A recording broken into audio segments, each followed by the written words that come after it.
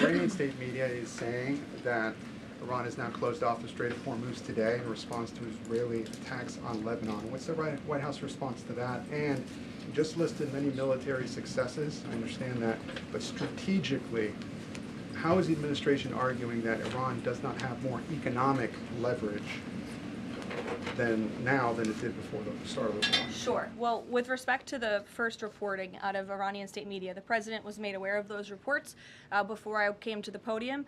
That is completely unacceptable. And again, this is a case of what they're saying publicly is different privately. We have seen an uptick of traffic in the Strait today, and I will reiterate the president's expectation and demand that the Strait of Hormuz is reopened immediately, quickly and safely. That is his expectation. It has been relayed to him privately that is what's taking place, and these reports publicly are false. Karoline, the president yesterday threatened that a whole civilization would die if a ceasefire deal wasn't reached, understanding that Iranian leaders have previously said death to America.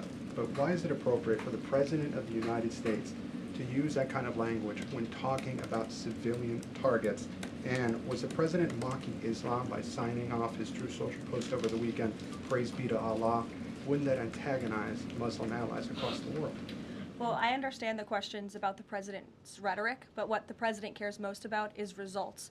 And in fact, his very tough rhetoric and his tough negotiating style is what has led to the result that you are all witnessing today. Iran publicly acknowledging last night that they have agreed or that they wanted this ceasefire with the United States because they no longer could tolerate being bombed by our very powerful and lethal military, and that they have committed to the reopening of the Strait of Hormuz, which the president will hold them accountable for, and it's something the administration is closely monitoring in real time. So, Danny. Should the world not take his word seriously?